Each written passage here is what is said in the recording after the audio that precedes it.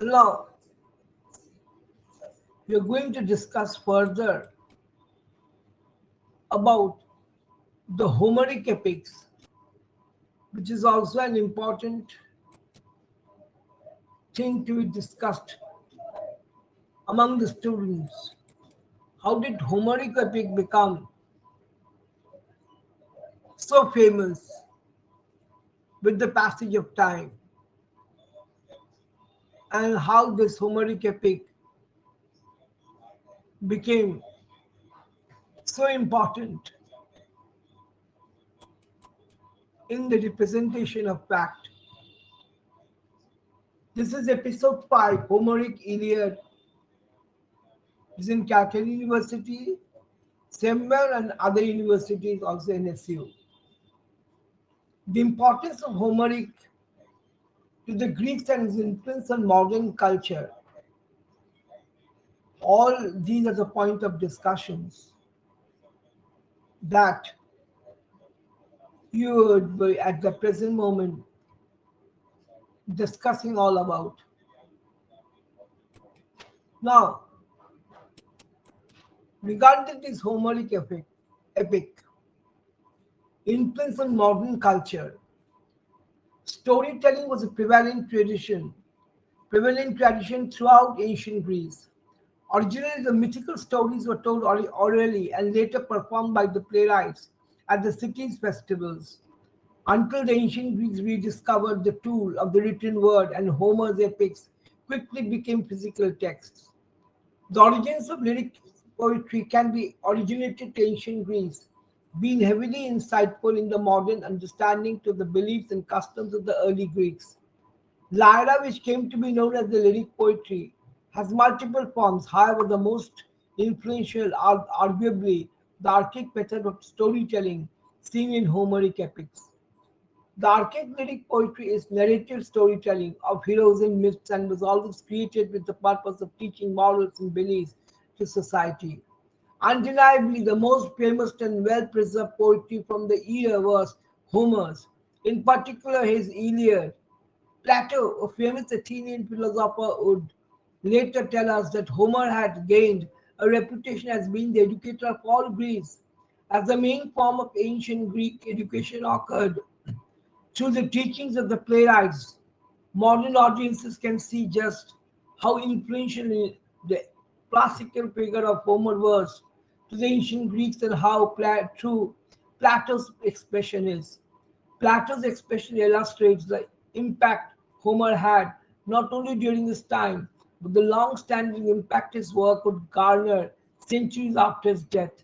This demonstrates how the Iliad was impactful for so long as a formative text for the ancient Greeks to be taught socio-cultural customs and beliefs. Memory is a significant theme explored in Homer's Iliad. His epic poetry illustrates how people, their actions, and the past can be remembered, even memorialized. As an educator of the people, Homer illustrated his understanding of the influence of playwrights in teaching the polis in a section of the Iliad. Homer's argument was through an inspiration of the Muses, who were the daughters of memory, and said that poetry can serve the memories of the past. The people and the events that transpired, we know this because the Iliad was copied down centuries after Homer's death. It had become so memorable that people brought the stories down through generations until it was written down between the 750 BC and 700 BC. Though the events of the Trojan War depicted in Homer's epic originate from the Bronze Age, Homer tells the audience, Muses, who have your home on Olympus, for your goddesses and ever present and know all things, and we hear only rumor, nor do we know anything. In this long passage in the Iliad, the argument is illustrated that through the Muses one could preserve the actions of the past. In other words, in the minds of the ancient Greeks, while those in the present hear only rumor, the stories told from older generations are there to learn from as nor do we know anything. Homer's Iliad not only is revolutionary at the time through the introduction of the epic poem, but from the from a modern perspective, is influential in illustrating the nature of the archaic Greek world. Homer's epic confronts the Trojan War. Audiences are introduced to the heroic archetype Hercules, a central figure to ancient Greek mythology, who demonstrates the social, political, and political attitudes of ancient Greeks.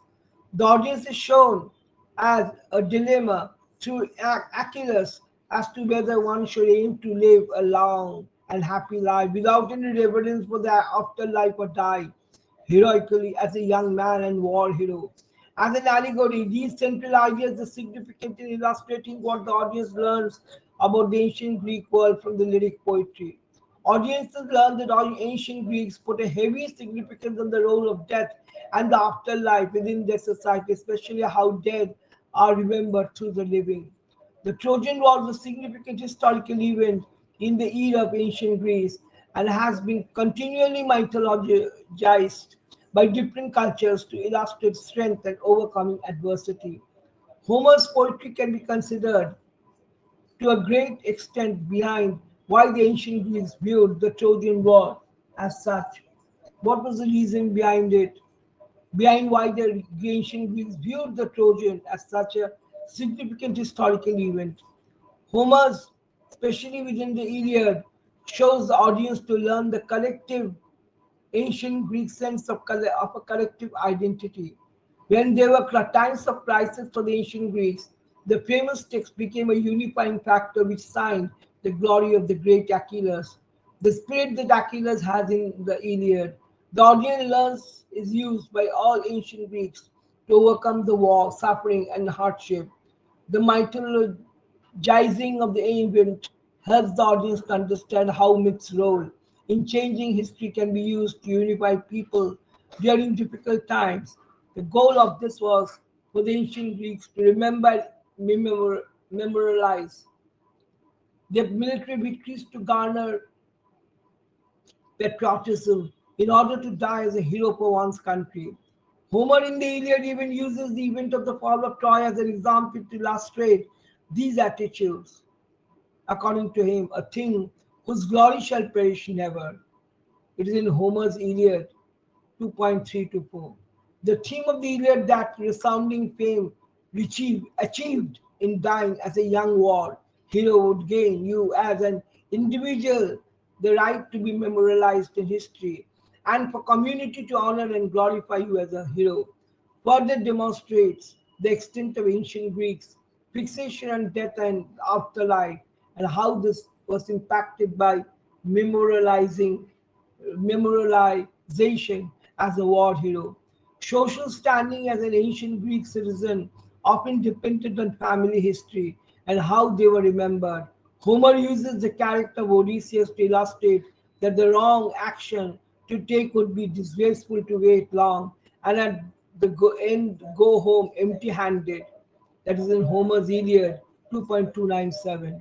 Homer's Iliad tells a modern audience much about the lives of the ancient Greeks and the text's survival for a prolonged period of time after its original conception demonstrates the extent to which memory was a vital belief in social custom of the ancient Greeks.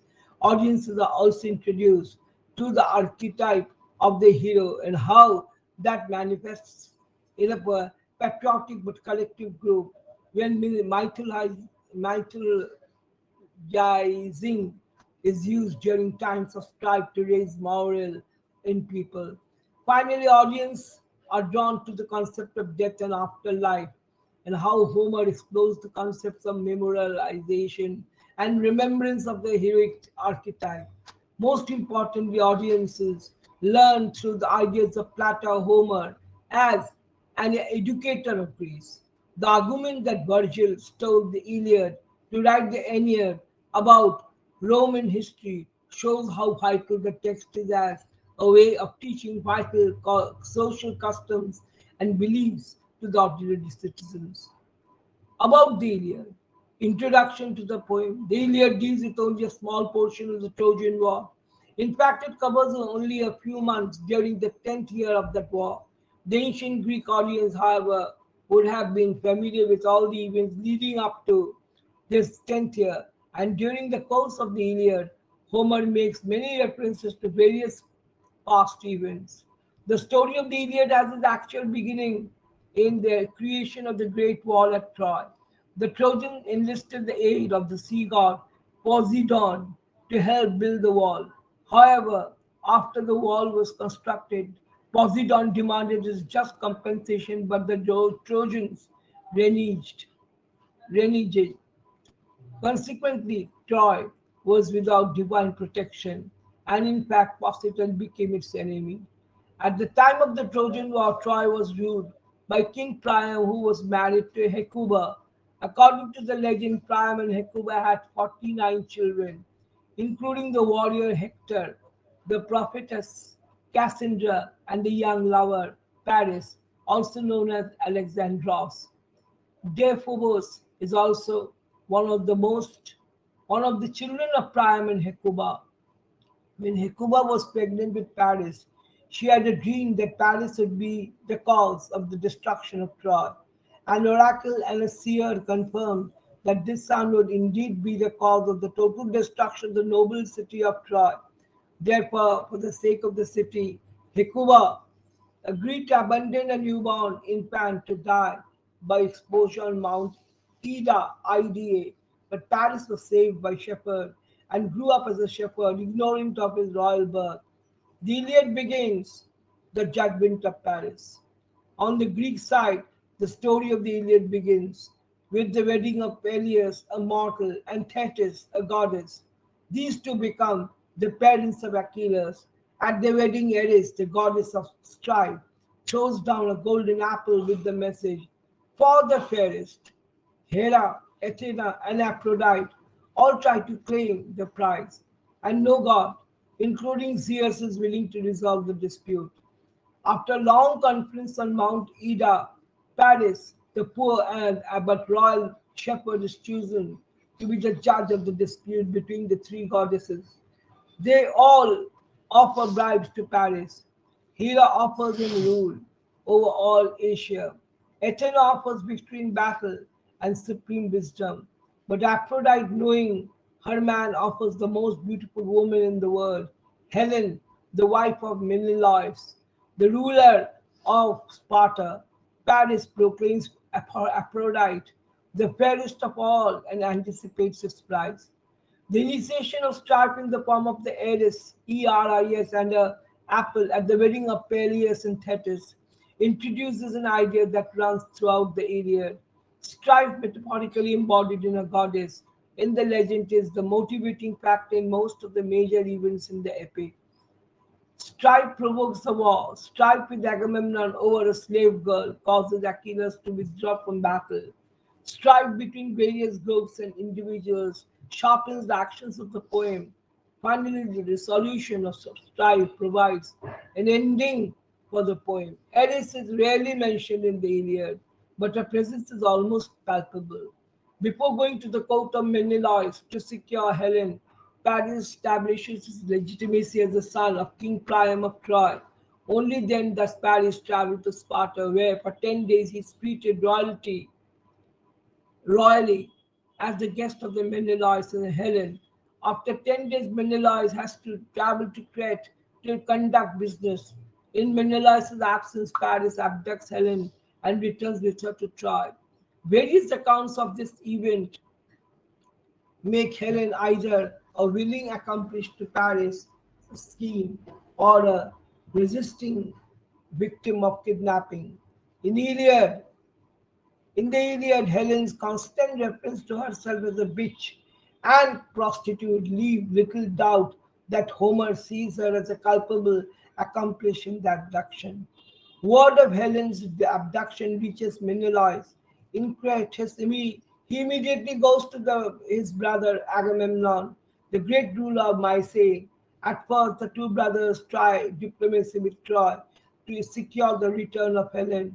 When that fails, they determine to enlist the aid of many other rulers of small Greek kingdoms. Nestor of Pyrrhus, an old friend of the family, accompanies Menelaus as he goes to each state seeking support. The Greek army that Menelaus and Nestor help assemble represents the Greek of the Mycenaeans. notion of reciprocity. Actions were performed with the expectation of a reciprocal action. According to some accounts, the various Greek rulers had all courted Helen and felt an obligation to Menelaus. But even so, they go on the raid with an understanding that they will receive a share of the booty that will come from the destruction of Troy and other nearby states. In fact, the opening dispute between Agamemnon and Achilles is over what they see each as inequity in the distribution of their war prizes. Some of the Greek leaders were anxious to sack Troy, but two, Odysseus and Achilles, were warned by the oracles of their fates that if they participated in the war, Odysseus was warned that his journey home would last 20 years, and thus he feigned madness. But his use was quickly discovered, and he finally agreed to go to war. The Greeks knew that they could never capture Troy without the help of Achilles, who was the greatest warrior in the world. He was practically vulnerable as a fighter because at birth his mother dipped him in the river Styx, rendering him immortal everywhere except in the heel where she held him. Later, Paris discovers this vulnerability and shoots a poisoned arrow into Achilles' heel. Thus, we see the term Achilles' heel mentioning one's vulnerability. Achilles has warned that if he went to war, he would gain great glory, but he would die young. His mother then disguised him in a woman's clothing, but the sly Odysseus discovered the trick, and Achilles finally consented to go. After a few months, the Greek army gathers at Aulis in Euboea, Euboea. According to some accounts, they immediately launch an attack on Teutrania, and ally of Troy are defeated and are driven back. Much of the army disperses. During this same period, the prophet Calchas predicts that 10 years will pass before the walls of Troy will fall. The Greeks, or Archeans as they call themselves, do not try a mass attack on Troy again for about 8 years. They have not, as many imagine, spent 9 years beneath the walls of Troy, as when the Iliad opens. Some scholars consider this first expedition story to be a variant account of the more common story, but many others think that the expedition against Troy was actually made up of two widely separated expeditions. The story of the second, or possibly first, assembly at Aulis is the more famous account. At this assembly of the Achaean forces, they were unable to still because on the onshore winds. This time, Calchas reports that Artemis, goddess of the hunt, is offended because Agamemnon killed a deer sacred to her. The only way the Achaeans can leave is by Agamemnon's sacrifice of his daughter Iphigenia to Artemis. Agamemnon tricks Iphigenia by telling her that she is to wed Achilles. When she arrives for a wedding, she is gagged so that she cannot pronounce a dying curse and sacrificed to Artemis. The wind shift and the Achaeans Greeks sail for the Troy. The Achaeans land at the protected shore near Troy. And then what happened is that the Achaeans land at the protected shore near Troy. They build a wall of earth, stone, and timber to protect the ships. This wall is the focus of the Trojan attack on books 12 and 13. After the construction of the wall, the Achaeans begins their siege of Troy. Some of their forces raid nearby states. Achilles attacks cities to the south, while Telamonian Aias, that is Ajax, takes Teutrania.